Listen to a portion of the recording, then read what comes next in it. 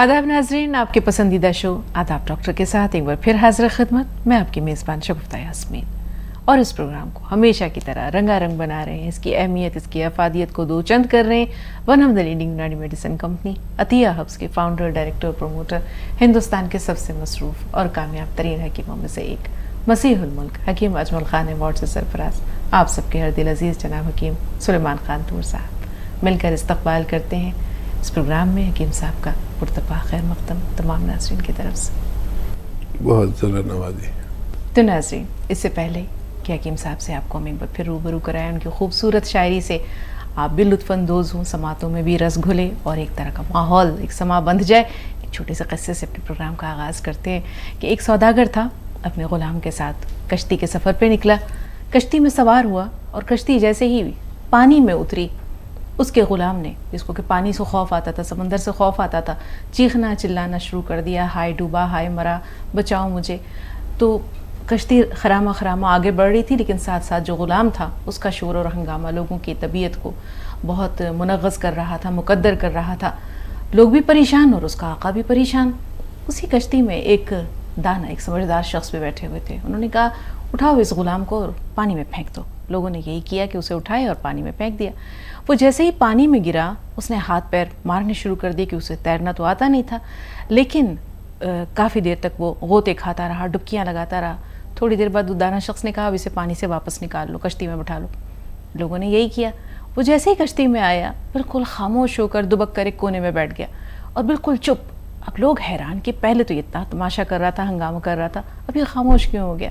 लोगों ने फिर उस दाना शख्स की तरफ देखा कि भाई मामला क्या है। उन्होंने कहा, पहले इसे नहीं मालूम था कि कश्ती में जो आफियत है उसका मतलब क्या है। पानी में जब इसे फेंका गया और इसे पता चला कि अब डूबना किसे कहते हैं और मरना किसे कहते हैं, तो इसे समझ में आया कि जब आफियत में इंसान हो तो उसे शुक्र अदा करना चाहिए, उसे वावेला मचाना नहीं चाहिए। इसीलिए अब इसे अमन सुकून या आफियत का मफहूम समझ में आ गया है और यह खामोशी से बैठ गया है।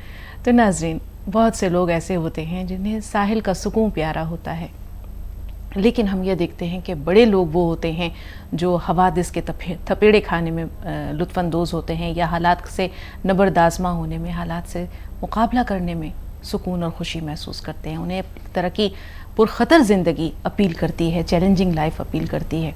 और हकीम साहब ने भी एक ऐसी ज़िंदगी गुजारी है। जब हकीम साहब आपकी ज़िंदगी के शब रोज़ पर, आपके गर्दिश लैलो नहार पे नज़र डालते हैं, तो ऐसे ही महसूस होता है कि मैं अकेला ही चला था जानिबे मंजिल, मगर लोग साथ आते गए और कारवां बनता गया। तो पलट कर जब अपनी ज़िंदगी को आप देखते हैं, आपको क्या महसूस होता है?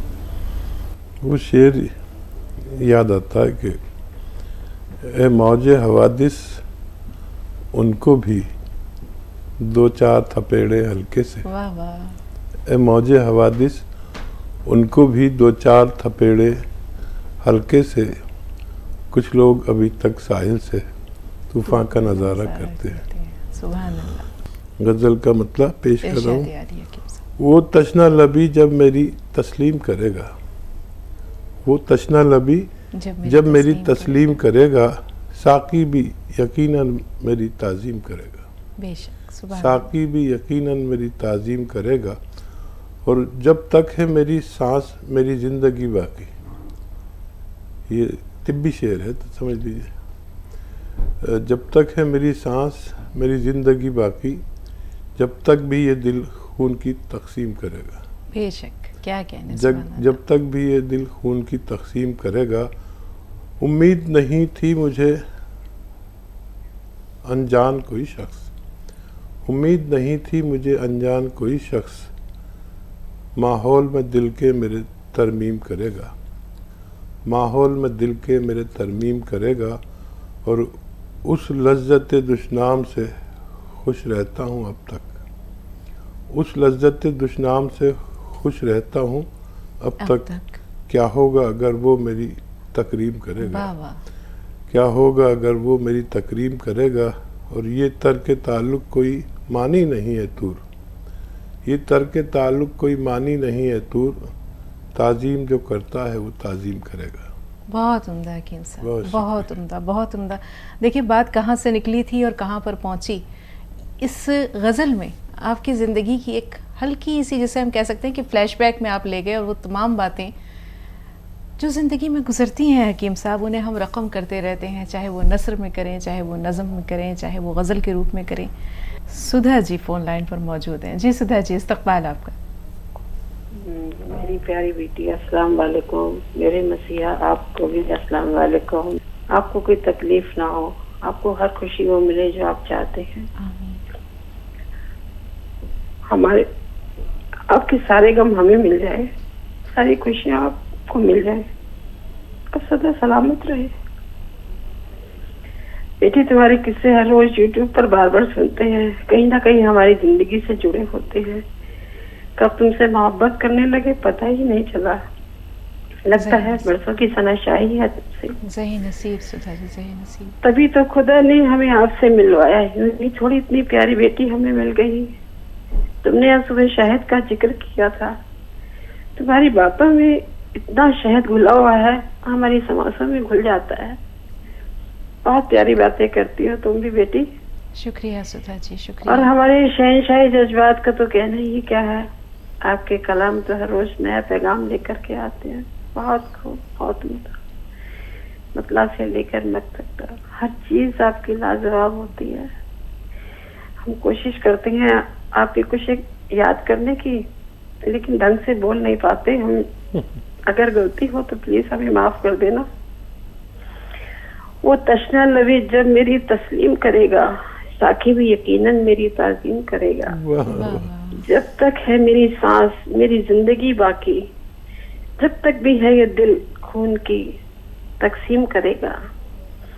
उम्मीद नहीं थी मुझे अनजान कोई शख्स माहौल में दिल के मेरे तरमीम करेगा। वाह वाह वाह वाह सुधा उस जी, लज्जते दुश्नाम से खुश रहता हूँ अब तक, उस लज्जते दुश्नाम से खुश रहता हूँ अब तक। किया होगा अगर वो मेरी तकरीम करेगा। वाह, सारी गजल याद कर लिया आपने। ये तर्क के ताल्लुक कोई मानी नहीं है दूर, ये तर्क के ताल्लुक कोई मानी नहीं है दूर। ताजीम जो करता है वो ताजीम करेगा। वाह वाह वाह वाह वाह सुधा जी, कमाल कर दिया आपने। बहुत और कोई सवाल है आपका? अर्ज किया है आपके लिए। मैं जानती हूँ तुम दयालु हो, निर्मोही नहीं। निर्मोही का मतलब पता है ना? जीना मेरा दुश्वार है तेरे बिना साखी, जीना मेरा दुश्वार है तेरे बिना साखी। दिल भर जो दिल लेते हैं देते हैं बहुत प्यार, दिल भर जो दिल लेते हैं देते हैं बहुत प्यार। वो संगे दिल नहीं होते, मोहब्बत के तलबदार। बहुत उम्दा सुधा जी, बहुत उम्दा, बहुत उम्दा। जी हकीम साहब, तशना लबी का जिक्र आता है, लज्जत दुश्नाम का जिक्र आता है। ये तशना लबी, आज मौका भी है। तशना लबी जो है या तशना कामी, ये एहसास कैसा होता है? तशना लबी एहसास नारसाई समझ लीजिए। जी। आदमी कहीं पहुंचना चाहता है, वो नहीं पहुंचता। शायर को एक एहसास नारसाई होता है कि जिस तक पहुंचना चाहता, चाहे वो अपने रब तक, चाहे अपने महबूब तक पहुंचना चाहता है, तो वो पहुंच नहीं पाता। अब वो अपनी बात को जाम और प्यास प्यास और इन सब अल्फाज के जरिए कहता है। शायरी एक इनडायरेक्ट तरीका है अपनी बात कहने का। इस्तियारा एक है ये नारसाई का, तशना लबी तशना कामी। तो ये सुशील जी से बात कर रहे हैं। जी बताएं क्या सवाल है? सुशील जी हमें सुन पा रहे हैं? जी जी जी जी फरमाइए, क्या सवाल है आपका? अरे हमारा ये है तो सवाल दो तीन। एक तो हमारे पैरों में गठिया हो गई है, पैर जो है जैसे धनुष की तरह होते हैं वो मुड़ गए हैं। जी है ना जी। और ये अभी हमने आप यहाँ से गोंद पिया मंगाया था। हेलो जी जी, बात जारी रखिए। हाँ, तो वो हमने अभी गोंद पिया मंगाया था। हालांकि हम आयुर्वेदिक इलाज करते थे, तो ये उन्होंने बताया कि गोंद पिया ठंडा होता है, ये कहीं दिक्कत ना करे आपको, क्योंकि हमारी कफवात नाड़ी है, ठंडी नाड़ी है हमारी। तो ये हमने कहा जरा हकीम इसे समझने की है हमारे क्या है क्या नहीं। हमारी गठिया की शिकायत है जी। आपने शुरू किया? हाँ जी, गोंद शुरू कर दिया हमने। गोंद 3 तारीख से शुरू किया है जी, ये 3 अक्टूबर। क्या कुछ फायदा शुरू हुआ आपको? नहीं तो हमारे घुटनों में तो मतलब दर्द नहीं है, मतलब एकदम नहीं है, ऐसा नहीं है, मतलब 2-4-10% आराम मिला है। लेकिन एक समस्या हो गई है, घुटने के ऊपर जो ये ज्वाइंट है, ये जान के बाद, और इस समय हमारे इसमें दर्द हो गया है बहुत ज्यादा, तो चलने में बहुत दिक्कत होती है। ठीक है, ठीक है। अच्छा देखिए, ये ठंडा नहीं होता और गर्म भी नहीं होता, इसे हर शख्स खा सकता है। फ़ायदा शुरू हो चुका है और इसे रोज़ाना आधा ग्राम खाते रहिए। और ये बात ख्याल रखें कि वेस्टर्न टॉयलेट, ये कुर्सी वाला टॉयलेट आप यूज़ करें अगर आप चाहते हैं जल्दी फ़ायदा हो और मुस्तकिल फ़ायदा हो। नहीं तो जो दूसरे देसी टॉयलेट होते हैं ना, उसमें ऊकड़ू बैठना पड़ता है। ऊकड़ू मत बैठा करिए, जो पंजों के बल बैठते हैं, ऐसा टॉयलेट लगवा लें और वज़न उठाना बंद कर दें। आपको फ़ायदा शुरू हो चुका है। 5-7 महीने तक लगातार इलाज करें तो आपको फ़ायदा मुमकिन है। जी, औरंगाबाद से नसरीन साहब, फरमाइए बहन, क्या सवाल है आपका? अस्सलाम वालेकुम बाजी, हकीम साहब को सलाम। वालेकुम सलाम रहमतुल्लाह। मेरा 3-4 सवाल है बाजी। जी, पहला सवाल। अब पहला सवाल ये है कि मैं जैतून नमक भी वापरती हूँ और ये जैतून सिरका बोले थे सर, जी तो मुझे हमेशा सर्दी रहती है। ठीक है, दूसरा और सवाल। दूसरा सवाल ये है, मेरे भाई की बेटी 6 साल की है, तो उसके चेहरे पे भी पूरे आंग में पूरे बहुत बाल है, उसको कैसे निकालें सर से पूछना है। ठीक है, तीसरा। और तीसरा सवाल, मेरा बेटा है 9 साल का, तो उसका हमेशा कहीं ये घुटना, कहीं नीचे का पैर का और कमजोरी, हमेशा बहुत परेशान रहता है। मेरा छोटा बेटा 9 साल का है। जी, उससे दर्द की शिकायत है? हाँ, कभी ऊपर का घुटना दुखता है तो कहीं पैर नीचे। ठीक, 9 साल का है, 9 साल का। ठीक है। चौथा सवाल। चौथा सवाल ये है, सर को बोलिए दुआ करने के लिए हमारे लिए। जरूर इंशाल्लाह। जी हकीम साहब। देखिए, जिसके बाल हैं बच्ची के जिस्म पर, तो एक पुराना तरीका है कि जो आटा गूंथते हैं ना आप, वो थोड़ा सा बचा लीजिए। रोटी जो बनाने के लिए आटा गूंथते हैं, और वो बचा हुआ आटा, गूंधा हुआ आटा देसी घी में ऐसे मिलाएं, उसमें गूंद लेते हैं, एक लोई बन जाती है इतनी बड़ी, एक वो हो जाता है पेड़ा आटे का। उसे देसी घी में खूब मिला के और उसके पूरे जिस्म पर ऐसे ऐसे जहाँ जहाँ बाल हैं वहाँ पर रब करते हैं बाकायदा, तो वो बाल इससे ख़त्म होने लगते हैं। धीरे धीरे करें तो बहुत आसानी से उसके बाल जहाँ जहाँ हैं वहाँ पर लोई करें, उसको घुमाएं खूब, जैसे हम रब करते हैं, हाथ में लेके ऐसे ऐसे सब जगह करें तो बाल सब उसमें आ जाते हैं। फिर रोज़ाना कर दिया करें या 2-4 दिन बाद कर दिया करें तो बहुत जल्दी उसके बाल काबू में आ सकते हैं। 9 साल के बच्चे को एक खुराक गौंसिया दें रोज़ाना, बस एक खुराक, चंद खुराकें देंगे तो उनको फ़ायदा मुमकिन है। और ये सिरका जो है ये ठंडा होता है, अगर आपको इससे सर्दी होती तो इसे ना लें, बल्कि वो नमक जैतून लें और एक चुटकी खाने का सोडा के साथ 2 गिलास पानी में मिला के, तो फिर ये ठंडा नहीं होता, इसे इस्तेमाल करें तो आपको फ़ायदा मुमकिन है। बिल्कुल हकीम साहब, बहुत से लोग दुआओं की गुजारिश करते हैं, तो यहाँ भी इस्तदा है कि अपनी इनफरादी इबादत में या इज्तिमाई रूप में जब आप दुआ करें तो इन्हें ज़रूर याद रखें। ज़रूर इंशाल्लाह। नाज़रीन, सवालात कई हैं, प्रोग्राम का सिलसिला जारी और सारी रहेगा, लेकिन यहाँ हमें लेना है एक छोटा सा वक्फा। नाज़रीन, वक्फे के बाद एक बार फिर आप सबका इस्तकबाल है और एक बार फिर पुरतपा खैर मक़दम करना चाहेंगे हकीम सुलेमान साहब का। तमाम नाज़रीन की तरफ से बहुत शुक्रिया हकीम साहब, आपके इस कीमती वक्त का तमाम नाज़रीन की तरफ से इस्तकबाल है एक बार फिर। बहुत शुक्रिया ज़रा नवाजी। इस्तकबाल है बहन आपका, खुश आमदीद। सलाम वालेकुम बहन। वालेकुम अस्सलाम। सलाम वालेकुम भाई साहब। वालेकुम, जीती रहिए। और भाई साहब, मैं एक बात भी बोलना चाहती हूँ, किसी ने भगवान को नहीं देखा तो मेरी तरफ से आँख को देख ले। भगवान राम, ऋषि वशिष्ठ ने भगवान राम से कहा, ईश्वर को देखना है तो बहुत आसान है, जितना समय तुम्हें पलक झपकने में लगता है उतना समय में ही तुम उनके दर्शन कर सकते हो।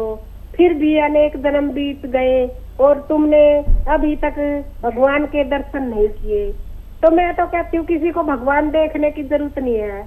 अगर किसी ने भगवान के दर्शन करने हैं तो आप में देख लो और अच्छी संसारिक जीवन बिता लो अच्छे से, और मेरे भाई से बहुत कुछ सीख लो।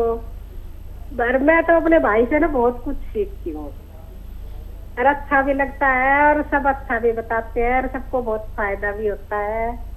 तो और बहुत बहुत धन्यवाद भाई, खूब खुश रहो, अच्छे से रहो।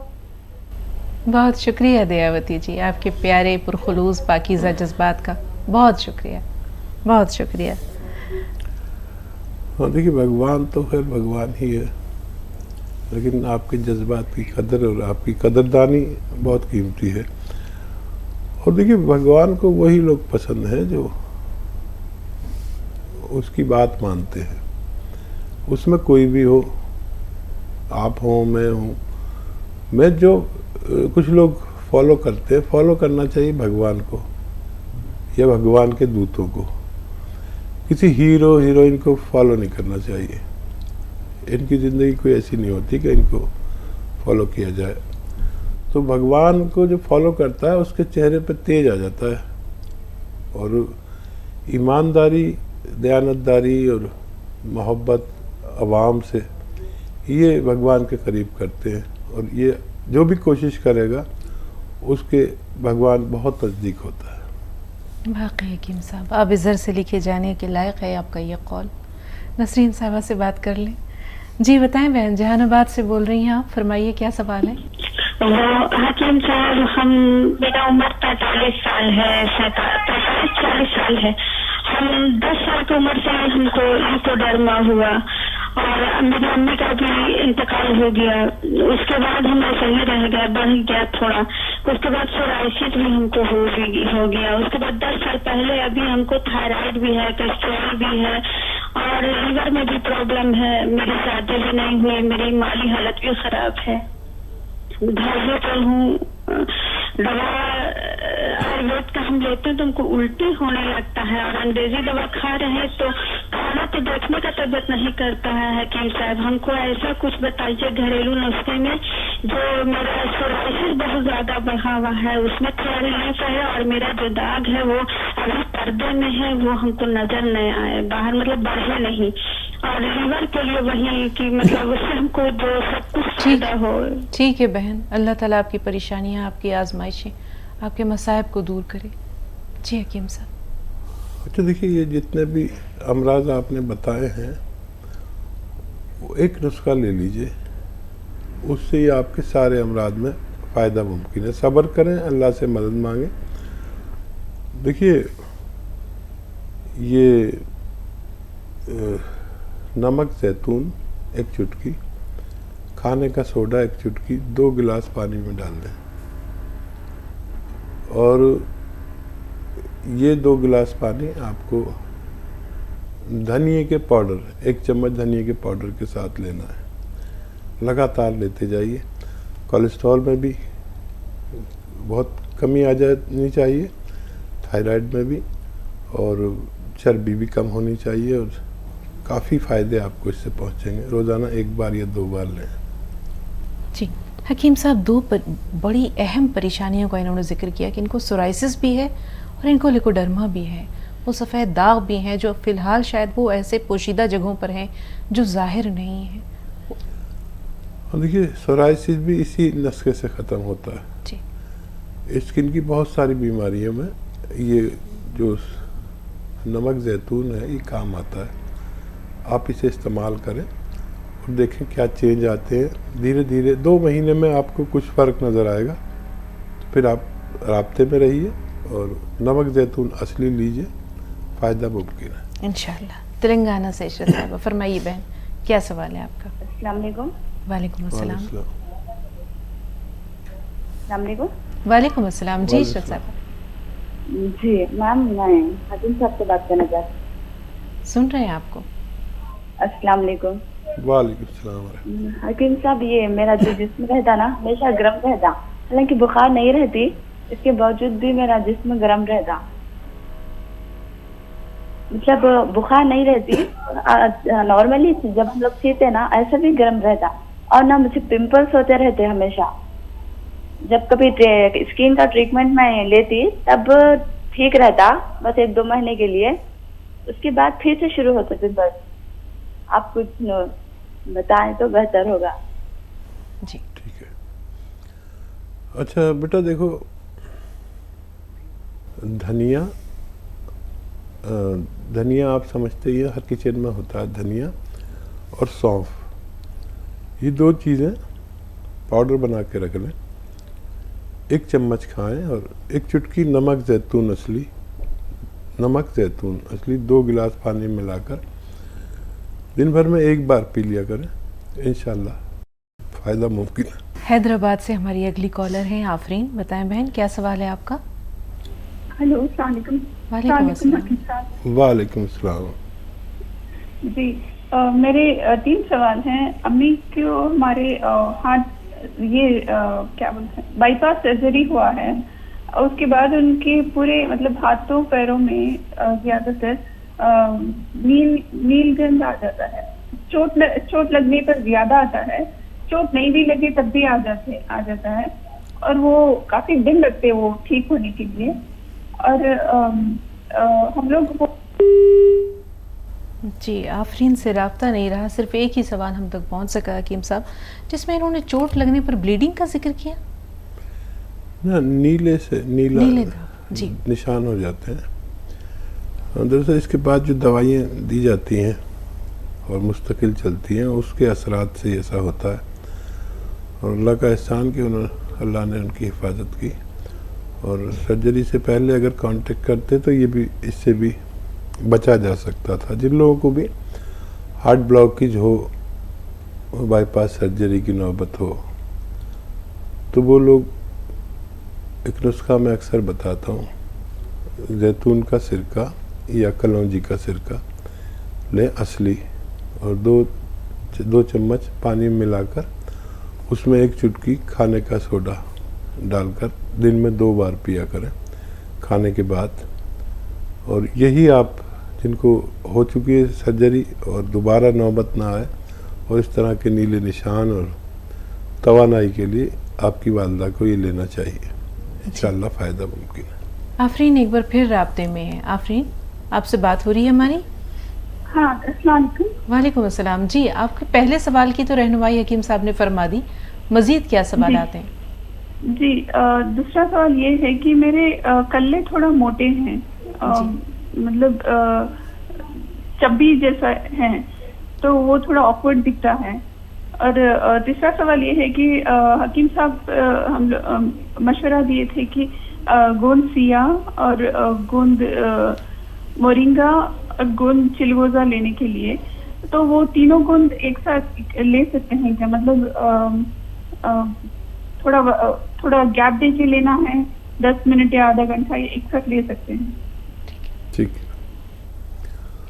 हाँ, गोंद सिया दिन में 2 मरतबा आधा ग्राम लिया जाता है खाने के बाद।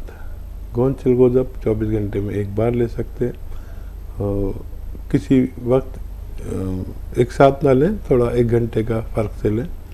और गोंद मोरिंगा सुबह लिया जाता है, बेशतर लोग निहार मुँह लेते हैं, खाना खाने के बाद भी ले सकते हैं, थोड़ा सा फ़र्क कर लें तो बहुत अच्छा है, तो आप ये इस्तेमाल कर सकते हैं। और अगर ये आप 1 चुटकी खाने के सोडे के साथ लें तो ये फिर आपको बहुत फ़ायदा पहुंचाएगा, आपके जो गाल हैं उनको भी थोड़ा शेप देकर अच्छा कर सकता है। नाज़रीन, प्रोग्राम का सिलसिला जारी रहेगा। वक्त हो रहा है एक और छोटे से ब्रेक का। ब्रेक के बाद मिलते हैं।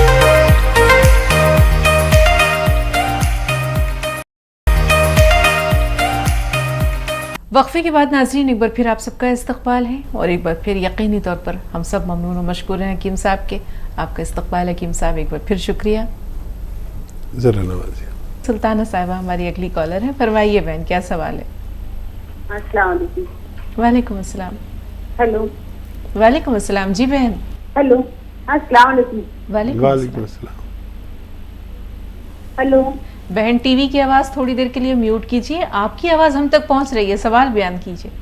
हाँ जी, मैं आपके यहाँ का सिरका और नमक जैतून नहीं हेलो सिरका ले रही हूँ और काला गोंद और मोरिंगा गोंद भी मंगाया था, ये सब इस्तेमाल करी। लेकिन सिरका लेने से मुझे थोड़ा सा ठंडा लग रहा है था, तो इसके उसमें नमक जैतून ले सकती हूँ क्या मैं? ठीक जी हाँ, अभी आपका शायद कॉल आया था और पता नहीं आपने जवाब सुना नहीं। नमक जैतून और एक चुटकी और ये सोडा खाने का एक चुटकी 2 गिलास पानी में मिला के लिया करें।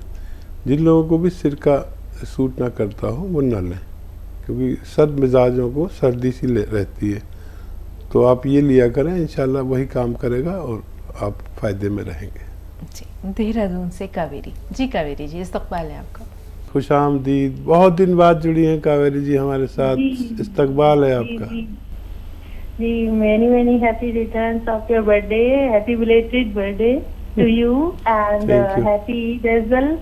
एक्चुअली मैं मॉर्निंग का टाइम मुझे सूट नहीं करता, थोड़ा शेड्यूल ज़्यादा बिजी रहता है, घर में और बाहर जाना होता है ऑफिस, तो इस वजह से मैं कांटेक्ट नहीं कर पा रही थी। और मैं बहुत खुश हूँ कि आपसे आज बात हो पाई इतने दिनों बाद। और मैम से तो शगुफ्ता मैम से आई थिंक कि first time I am talking, और शैलजा मैम को मैं बहुत मिस करती हूँ। एंड वन मोर थिंग, क्योंकि हम काफ़ी लंबे समय से जुड़े रहे, और शगुफ्ता मैम की एक चीज़ बहुत अच्छी लगती है, she speaks very softly and very nicely, she handles the patients 2-3 at a time, means saving time. But दोनों ही बहुत अच्छी लगती है मुझे। शैलजा मैम भी अभी भी मिस करती हूँ, और आपको भी बहुत अच्छे से आप प्रेजेंट करते हो शो को। और डॉक्टर साहब का तो बहुत तारीफ मैं कर ही चुकी हूँ, सब जानते हैं, मैं क्या तारीफ करूंगी। मैं तो किसी वो उस पर स्टैंड नहीं करती किसी ओहदे में खास, बट इतना जरूर कहूंगी कि जो भी आप सबको बताते हैं जिंदगियां बदल देते हैं और सबकी स्वास्थ्य ठीक हो जाते हैं। मेरे पास शब्द नहीं है, ज्यादा टाइम भी नहीं होता है, आपके पास भी सबको अटेंड करना होता है, but I will appreciate this programme to the highest limit, utmost limit. This is wonderful program and सभी को इतना फायदा होता है। मैं सुनती जरूर हूँ आगे पीछे, क्योंकि मैं किसी ना किसी तरह से टाइम निकाल के शो तो सुनती हूँ प्रोग्राम, लेकिन अटेंड नहीं कर पाई, आपको कॉल नहीं कर पाई। Sorry for the delayed wishes, but I wish you all the best. मैं चाहती हूँ कि सितारे तो टिमटिमाते रहते हैं, आते जाते, रोशनी से चमकते हैं सूर्य चांद की, और हम व्यूअर्स तो सितारे हैं, लेकिन जब आप लोग हैं तो हम लोग भी हैं, बस यही है। मेरी शुभकामनाएं हमेशा आप दोनों के साथ हैं। तो शुभता मैम को फर्स्ट टाइम विश कर रही हूँ।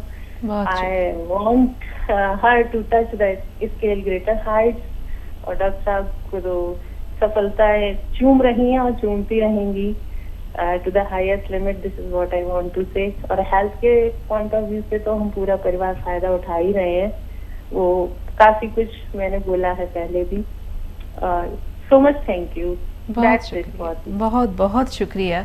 जब हकीम साहब ने कावेरी जी के बारे में जैसे चहक कर आपने बात की, उनका वेलकम किया, इस्तकबाल किया, तो मुझे महसूस हुआ था कि कोई देरी ना हमारी जो है ये कॉलर हैं। वाकई ये खुशनसीबी है हकीम साहब, खुशबख्ती है हमारी, एक सतरंगी धनक है हमारे व्यूवर्स की, जो इसे कौस क़ुज़ा की तरह चमकता तमकता और ताबनाक बनाए रखती। कावेरी जी से मैं जब भी बात करती है तो मैं मंदबुग्ध हो जाता हूँ, क्योंकि इतने सटीक अल्फाज और बहुत कम वक्त में अपनी बात कह देते हैं। मैं इनकी गुफ्तगू से बहुत मुतासिर हुआ, बेशक पहले दिन से ही। कभी ये बहुत दिन तक नहीं जुड़ती तो मैं फ़िक्र में हो जाता हूँ कि क्या वजह है, कभी इनका कोई मैसेज या जुड़ाव नहीं होता तो मैं बहुत परेशान हो जाता हूँ। और मैं याद ही कर रहा था, और मैं बड़ी कदर करता हूँ। काफ़ी फ़ायदे पहुँचना अलग बात है, और इंसान की कदर करना बहुत अलग बात है। मैं कावेरी जी को, मतलब लोग सोचते हैं कि मेरी बातचीत अच्छी है, कोई सोचता है शगुफ्ता की अच्छी है, लेकिन मैं ये सोचता हूँ कि कावेरी जी की बात बहुत अच्छी रहती है। बिल्कुल। एक टीचर हैं ये, और उत्तराखंड से हैं, ज़ईफ़ुल उम्र हैं, और बहुत कदरदान है। मैं आपकी बड़ी कदर करता हूँ। बिल्कुल दिल से कदर। और एक शेर भी आपकी खिदमत में पेश करते हैं कि आज आपसे पहली मुलाकात है तो ये कहेंगे कि अब मुलाकात हुई है तो मुलाकात रहे, ना मुलाकात थी जब तक कि मुलाकात न थी। तो आपसे मुलाकात इसी तरह होती रहे। हकीम साहब के पास तो अशार का ख़जाना है, ये तो माशाल्लाह वाकई में शहनशाह हैं, जज्बात के भी और शायरी के भी। अब्दुर्रहीम साहब अगले कॉलर हैं, उनसे बात कर रहे हैं। जी बताइए अब्दुर्रहीम साहब, फोन लाइन पर मौजूद। अस्सलाम वालेकुम। वालेकुम अस्सलाम। जी अब्दुर्रहीम साहब फरमाइए। अस्सलाम वालेकुम। वालेकुम अस्सलाम। थोड़ी देर के लिए टीवी का वॉल्यूम म्यूट कर दीजिए। डॉक्टर साहब दम चढ़ता रोजाना दम चढ़ रहा, खांसी बहुत है, दम चढ़ रहा। ठीक है ठीक है। क्या उम्र है आपकी? हाँ हकीम साहब। आपकी उम्र क्या है अब्दुर्रहीम भाई? 48 है। 48। ठीक है। हाँ ठीक है। सपिस्तान 100 ग्राम खरीदें, उन्नाव 100 ग्राम और अलसी 100 ग्राम। सपिस्तान, उन्नाव, अलसी 100 ग्राम खरीद कर उन्नाव की गुठली निकाल कर फेंक दें और इसको पाउडर बना लें और इसमें 30 ग्राम पीपले मिलाएं, जिसे हिंदी में पीपला मूल कहते हैं। इनको पाउडर बना के 1 चम्मच सुबह खाएं, 1 चम्मच शाम। गर्म पानी से लें, खट्टी चीज़ें छोड़ दें तो आपको फ़ायदा होना मुमकिन है। जी अस्मा साहिबा हैदराबाद से। जी बहन बताएं क्या सवाल है? अस्मा साहिबा भी सुन पा रही हैं? अस्सलाम वालेकुम। जी वालेकुम अस्सलाम व रहमतुल्लाहि व बरकातहू। जी बहन। जी मैं हैदराबाद से बात कर रही हूँ। एक्चुअली मैं सास जो है ना आपके ये दवाएं मंगाकर खा रहे थे। एक गोनसिया खा रहे, अल्हम्दुलिल्लाह उससे बहुत काफ़ी फ़र्क पड़ा। और ये थोड़ा शुगर के लिए इसका जैतून का सिरका पी रहे थे, तो वो थोड़ा उतना अभी कंट्रोल में नहीं है। इंसुलिन लेते वो, तो क्या करना? ये गोंद जामुन मंगा कर खा सकते क्या गोंसिया के साथ, या फिर कुछ और आप दवा कुछ बोल सकते तो बोलिए। ठीक है। हाँ गोंद जामुन आप ले सकते हैं, 1 चुटकी सुबह, 1 चुटकी शाम। और गोंसिया से फ़ायदा हो गया, बहुत अच्छा है। और देखिए गोंसिया जिसको भी असली मिल गया, यानी मैं जो भी नुस्खा बताऊं उसका असली लेना लाजिम है, उससे फ़ायदा मुमकिन है। तो पूरा कोर्स करा दिए जब तक उनको पूरी तकलीफ़ न चली जाए, और ये अपनी दवाओं के साथ ये गोंद दीजिए और फिर वो धीरे धीरे उनकी हो सकता है इंसुलिन छूट जाए और टैबलेट पर आ जाए, लेकिन ये दवाएं चलती रहेंगी। तो 2 बार ले सकते हैं गोंद जामुन, इंशाल्लाह काफ़ी फ़ायदे में रह सकते हैं। जी अस्मा साहिबा महाराष्ट्र से। इस्तकबाल बहन। हेलो अस्सलाम वालेकुम। वालेकुम अस्सलाम। वालेकुम। हकीम साहब मेरा नजले का कोर्स पूरा हो गया था, मैं गोल मोरिंगा खा सकती हूँ? ठीक है। आपको फ़ायदा हो गया नजले में? हाँ नजले का फायदा हो गया है। और हकीम साहब मैं ना गोल मोरिंगा ना 15 दिन से यूज कर रही हूँ। अच्छा। तो अभी फायदा है, कुछ छींक नहीं आ रही अभी। मैं गोल मोरिंगा भी खा रही हूँ। और हकीम साहब गोल मोरिंगा ना मैंने 1 साल पहले मंगाई थी, तो क्या वो फायदा करेगा?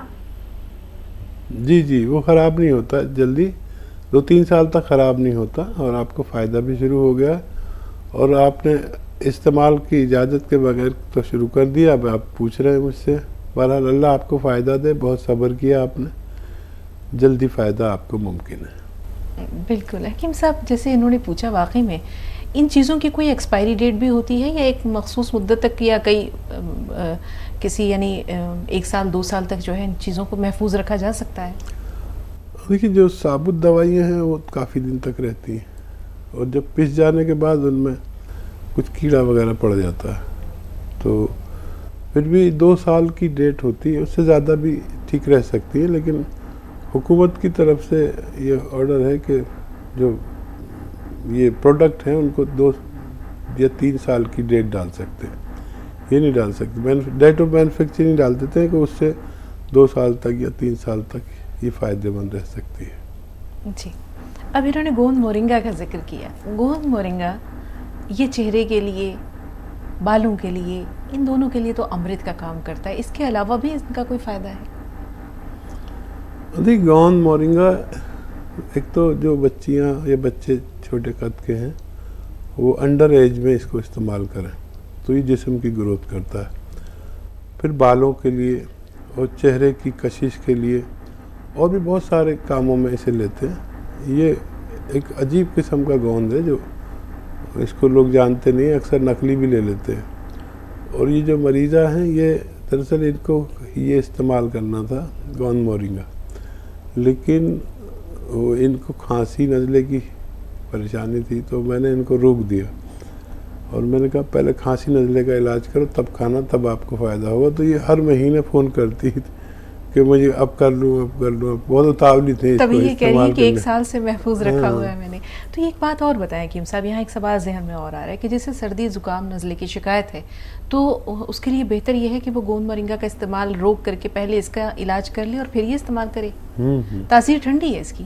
हाँ, तकरीबन ठंडी है, ऐसी बहुत ठंडी नहीं लेकिन ठंडी है। तो इनको जल्दी थी ये इस्तेमाल करने की और इनको ज़रूरत थी वो इस्तेमाल करने की, इसलिए इनको मैंने रोक रखा था। नाज़रीन, सवालात कई हैं, प्रोग्राम का सिलसिला जारी और सारी रहेगा, लेकिन यहाँ हमें लेना है एक छोटा सा वक्त।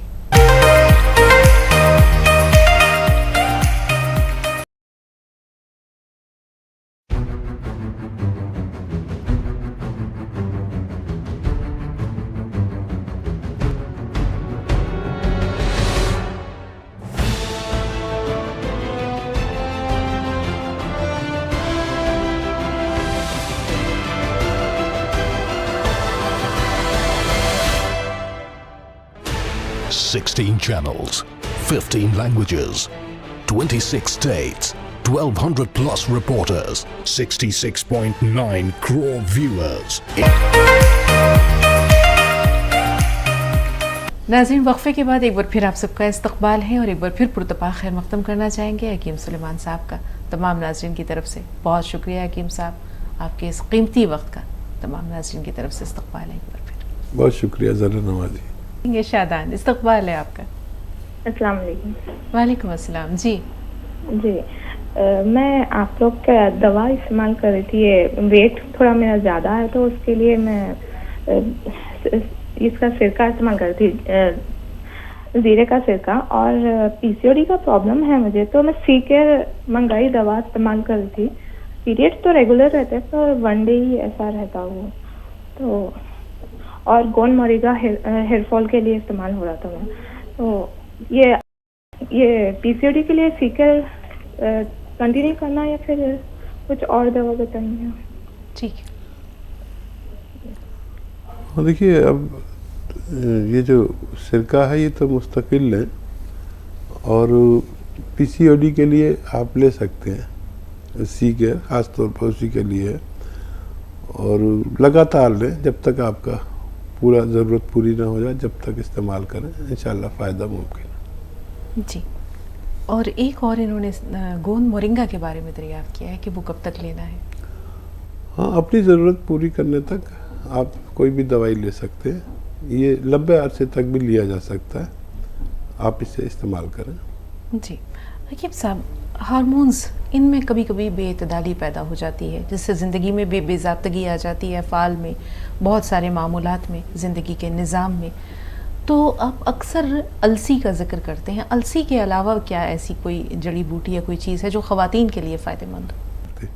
तो पहले तो खाना पीना ठीक करना चाहिए, और जैसे इनका सवाल था कि एक दिन ही हैज़ आता है, तो एक दिन भी काफ़ी होता है और वो पूरा हैज़ कहलाता है। अगर 1 महीने में 1 बार भी आता है, तो 1 कतरा भी आता है, तो समझ लीजिए आप पूरी तरह ठीक हैं, उसका इलाज ना कराएं। मज़ीद ये कि खून की कमी हो तो खून की कमी को पूरा करें, और मजबूती की कमी हो तो मजबूती पूरी करें। जैसे आपने जिक्र किया वो अलसी का, अलसी में वो अज्जा हैं कि वो अगर 1 चम्मच इस्तेमाल किया जाए तो इंसानों को तंदुरुस्त रख सकती है। अक्सर मैं अलसी को कहता हूँ कि एक चम्मच अलसी इस्तेमाल की। तो अलसी जो है वो अखरोट से भी अच्छी है, अखरोट के फ़वाइद हैं अलसी में। और जो लोग फ़िश खाते हैं तो फ़िश जैसी चीज़ है, कुछ लोग वो गोश्तखोर नहीं होते तो तो अल्लाह ताला उसने गोश्तखोरों के लिए भी चीज़ें बनाई हैं और सब्ज़ी खोरों के लिए भी। लेकिन मैं बड़ा मुतासिर हूँ अलसी से। आपने देखा वो बेशतर अलसी लोगों को बताता हूँ जी। और वो सस्ती चीज़ है, 70-80 रुपये किलो, 100 रुपये किलो आ जाती है और उसके खाने से वाकई इम्यूनिटी बढ़ती है। बिल्कुल। और इसमें ओमेगा 3 है। ओमेगा 3 इन 3 चीज़ों में है और भी चीज़ों में है।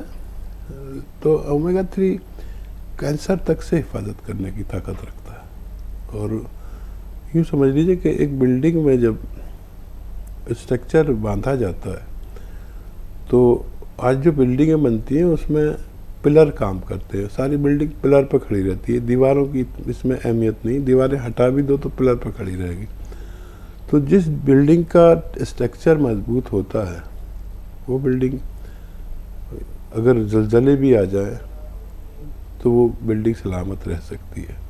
तो इस कदर अफादियत है इस अलसी में, जो देखने में मामूली लगती है और मैं कह देता हूँ कि अलसी इतनी खा लो, बहुत मुफीद चीज़ है। बिल्कुल हकीम साहब। फरजाना साहबा से बात कर लेते हैं, फ़ोन लाइन पर मौजूद हैं। जी बहन बताइए क्या सवाल है? फरजाना साहबा मैं सुन पा रही हैं आप? फरजाना अगर हमारी आवाज़ आप तक पहुंच रही है तो सवाल बताइए। अस्सलाम वालेकुम। वालेकुम अस्सलाम। जी मैं यहाँ तेलंगाना से बात कर रही हूँ। खैर मकदम, आपका इस्तकबाल। जी फरमाइए। अल्हम्दुलिल्लाह। हकीम साहब को अस्सलाम वालेकुम, आपको अस्सलाम वालेकुम। वालेकुम अस्सलाम। जी हकीम साहब और आप दोनों भी कैसे हैं? अल्हम्दुलिल्लाह अल्हम्दुलिल्लाह बखैर हैं। आप बताएं कैसी हैं, क्या सवाल है आपका? अल्हम्दुलिल्लाह हकीम साहब की दवा ले रहे, जब से मैं गिर गई थी तो उठना भी नहीं आया, हकीम साहब की दवा से उठ गई, मैं चल रही है। हकीम साहब को लाख लाख लाख दुआ मेरे तरफ से। जज़ाकल्लाह। मैं क्या पूछना चाह रही थी बोले तो वो कलंजी की दवा बोले थे मेरे को, शिरका कलंजी का शिरका बोले थे डॉक्टर साहब, वो हकीम साहब। तो मैं कलंजी का छिड़का और जैतून का नमक और जो है कि अलवेरा का छिड़का तो बच्चों को बोले थे, और मेरे को जैसे कि खाटा थोड़ा डाल के पियो बोले थे, वो भी पी रही। तो अब थोड़े लोगों को ज्यादा वो जैतून का छिड़का बोल रहे हकीम साहब। तो मैं वो कंफ्यूज हूँ, मैं वो जैसे कि किस और जैतून का नमक पीऊँ क्या कलौंजी का पीऊँ, वो पूछना चाह रही थी। और एक जैसे कि मैं क्या करती बोलते हमारे का नमक थोड़ा वो पानी जरा गली जाता तो हम लोग वो फिटकरी फिरा के पीते, वो पी सकते नहीं पी सकते, थोड़े अपना हड्डियों को गला के बोल रहे हैं, तो वो सही है क्या गलत है बोल के वो पूछना चाह रही थी मैं। और एक जैसे कि वो थायराइड की बुकनी बताए थे मुगन मोरिंगा और जैसे कि मेथी धनिया और आंवला मिला के वो भी खा रही। अल्लाह का करम है, वो गोश्त ठीक है। तो और जैसे कि ठीक है बहन, ठीक है। आपकी सारी बातें हकीम साहब ने सुन ली। अब आप सुनिए क्या रहनुमाई फरमा रहे हैं। अल्लाह का एहसान कि आप को मेरे मशवरे ने फ़ायदा किया। और जैतून का या कलौंजी का जो भी सिरका आपके पास असली हो, देखिए नकली बहुत आ गए, मेरा मकसद होता है असली से, वो इस्तेमाल कर सकते हैं और नमक जैतून भी इस्तेमाल कर सकते हैं। और फ़ायदे तो तकरीबन सभी को शुरू हो गए, आपके अजीज़ों को भी और आपको भी।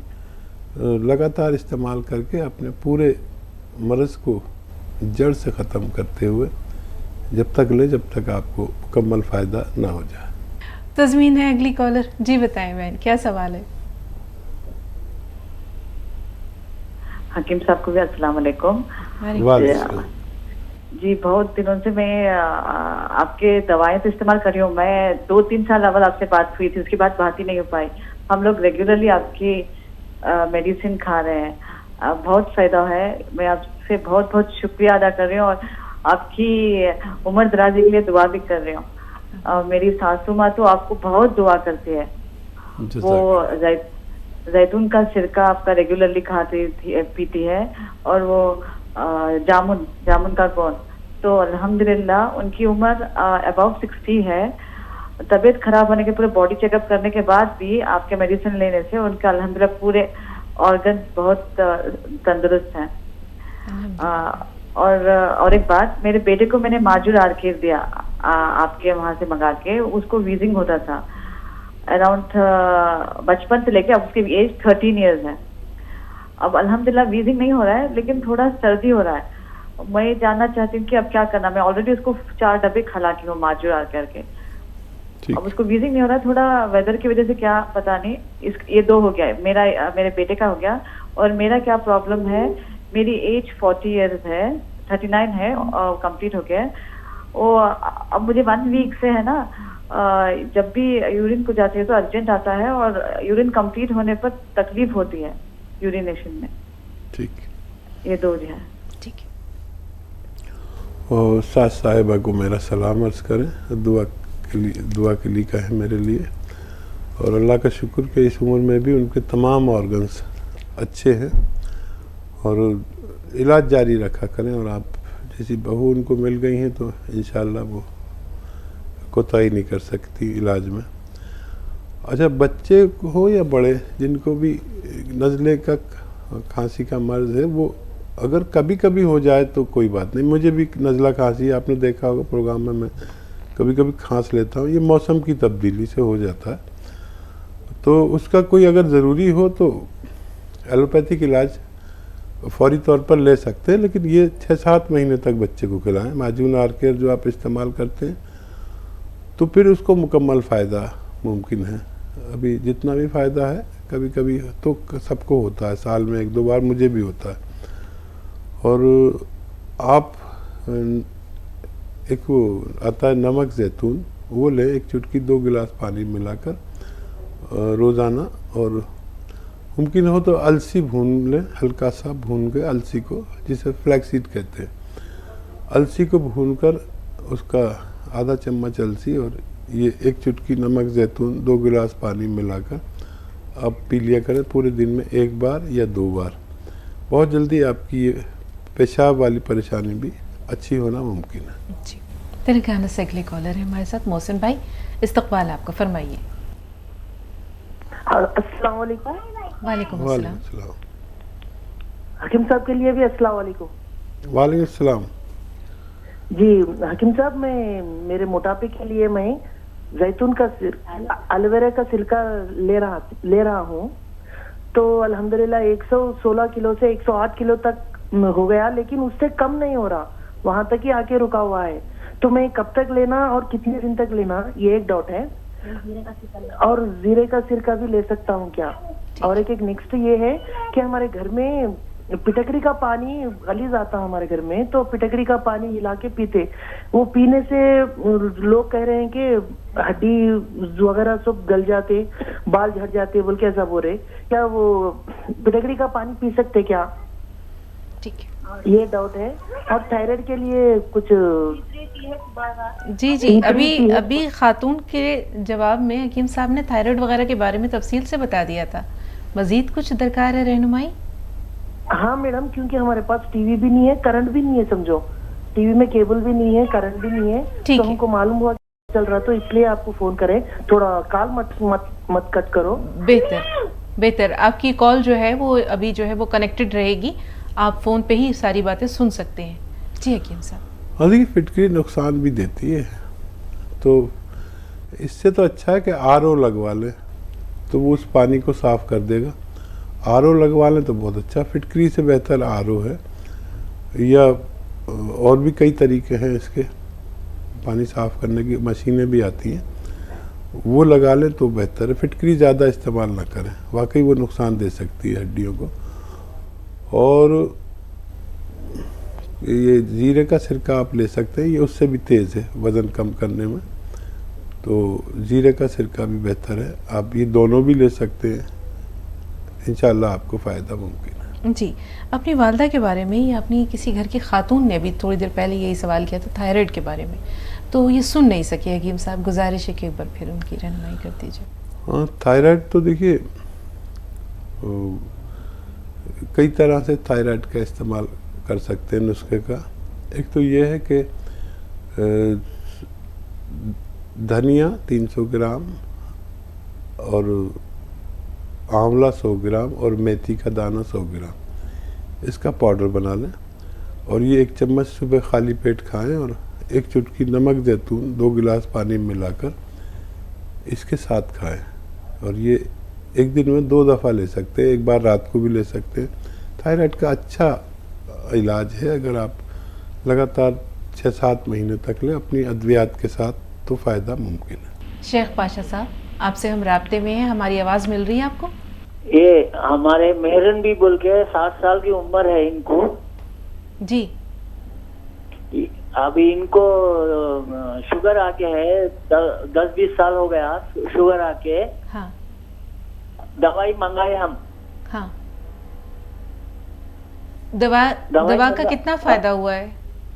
अभी तो 10 दिन होगा, 10 भी नहीं दिन हुआ, 5 दिन हुआ जी। 5 दिन में कितना फायदा हुआ होगा जी हकीम साहब? हाँ, 5 दिन में भी कुछ रिजल्ट आया होगा, आप चेक करें। पुराना जो चेकअप हो और नया चेकअप कराएंगे तो ज़रूर आपको तखफीफ मिलेगी। वो लगातार दवाई लें, हमेशा लेनी पड़ती है। ये जिनको डायबिटीज़ है उनको दवाई छोड़नी नहीं चाहिए, ना पुरानी दवा ना जो दवाई आपने मंगाई है, लगातार लें, फ़ायदा मुमकिन है। तो आज की गुफ्तगू नाज़रीन यहीं पर समेटते हैं, अगली मुलाकात के वादे के साथ। लेकिन वादे से पहले हकीम साहब का शुक्रिया तो बनता है, बहुत सारा इजहार तशक्कुर, एहसास तशक्कुर के साथ साथ हकीम साहब ये एहसास भी कि आप हर रोज़ मसीहाई का जो ये का सफ़र एक सिलसिला है इसको जारी और सारी रखिए। ये ज़ख़ीरा आखिरत भी है और लोगों के लिए फैज़ रसानी का सबब भी है। अल्लाह आपको बहुत जज़ा खैर दे। जज़ाकल्लाह, शुक्रिया। तो नाज़रीन अगली मुलाकात तक के लिए इजाज़त, आता।